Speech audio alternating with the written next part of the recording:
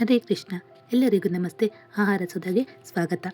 ಇವತ್ತು ನಾನು potato pops ಅಥವಾ ಪೊಟೆಟೊ ಬೈಟ್ಸ್ನ ಯಾವ ರೀತಿ ಮಾಡೋದು ಅಂತ ತೋರಿಸ್ತಾ ಇದ್ದೀನಿ. ಆಚೆಯಿಂದ ತರೋದಕ್ಕಿಂತ ಮನೆಯಲ್ಲೇ ಮಾಡಿಕೊಟ್ರೆ ಮಕ್ಕಳು ದೊಡ್ಡವರು ಎಲ್ಲರೂ ಸಹ ಇಷ್ಟಪಟ್ಟು ತಿಂತಾರೆ. ಈಸಿ ರೆಸಿಪಿ ಕೂಡ, ಬೇಗ ಕೂಡ ಮಾಡ್ಕೋಬೋದು. ಬನ್ನಿ ಯಾವ ರೀತಿ ಮಾಡೋದು ಅಂತ ನೋಡೋಣ. ಇಲ್ಲಿ ನಾನು 4 ಆಲೂಗೆಡ್ಡೆನ ಕುಕ್ಕರಲ್ಲಿ ಬೇಯಿಸ್ಕೊಂಡು ತೊಗೊಂಡಿದ್ದೀನಿ. ಸಿಪ್ಪೆ ಎಲ್ಲ ತೆಗೆದು ಸ್ಮ್ಯಾಶ್ ಮಾಡಿ ಇಟ್ಕೊಂಡಿದ್ದೀನಿ. ಇದಕ್ಕೆ ನಾವು 1 ಟೇಬಲ್ ಸ್ಪೂನಷ್ಟು ಆರೋಗ್ಯನ ಪೌಡರ್ನ ಹಾಕ್ಕೊಳ್ಳೋಣ.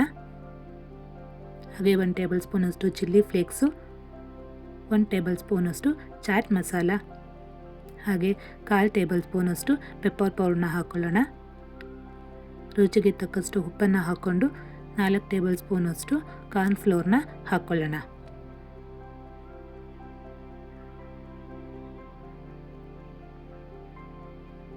ಇವಾಗ ಇದನ್ನು ಎಲ್ಲ ಒಂದ್ಸಲ ಮಿಕ್ಸ್ ಮಾಡಿಕೊಂಡು ಚೆನ್ನಾಗಿ ಕಲಿಸ್ಕೋಬೇಕು.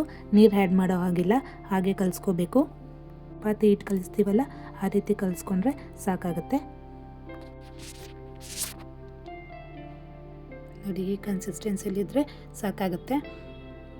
ಇವಾಗ ಇದಕ್ಕೆ ಒಂದು ಪ್ಲೇಟ್ನ ಕ್ಲೋಸ್ ಮಾಡಿಬಿಟ್ಟು ಸೈಡಿಗೆ ಇಟ್ಕೊಳ್ಳೋಣ. ಈಗ ಇಲ್ಲಿ ನಾನೊಂದು ಪ್ಯಾನ್ಗೆ ಎಣ್ಣೆನ ಹಾಕೋತಾ ಇದ್ದೀನಿ. ನಮಗೆ ಫ್ರೈ ಮಾಡೋದಕ್ಕೆ ಎಷ್ಟು ಎಣ್ಣೆ ಬೇಕಾಗುತ್ತೆ ಅಷ್ಟು ಎಣ್ಣೆನ ಹಾಕ್ಕೋಬೇಕು. ಎಣ್ಣೆ ಬಿಸಿ ಆಗಲಿ ಅಷ್ಟರಲ್ಲಿ ನಾವು ಪೊಟೆಟೊ ಪಾಪ್ಸ್ನ ರೆಡಿ ಮಾಡ್ಕೊಳ್ಳೋಣ.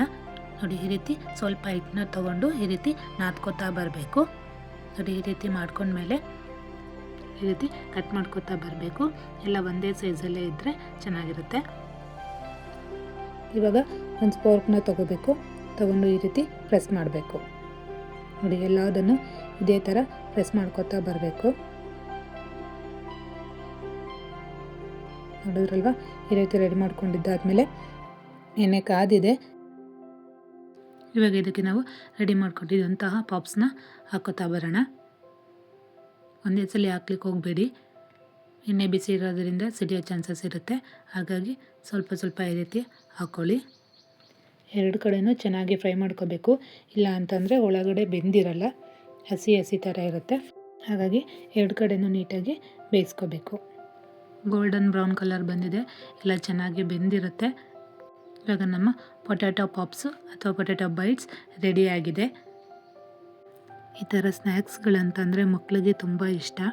ಮನೆಯಲ್ಲೇ ಮಾಡಿಕೊಟ್ರೆ ಖುಷಿ ಆಗ್ತಾರೆ ಕೂಡ. ಈಸಿನೂ ಸಹ, ಬೇಗ ಕೂಡ ಮಾಡ್ಬೋದು. ಎಲ್ಲರೂ ಒಂದ್ಸಲಿ ಟ್ರೈ ಮಾಡಿ.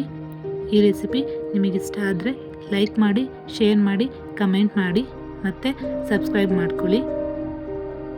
ಧನ್ಯವಾದಗಳು.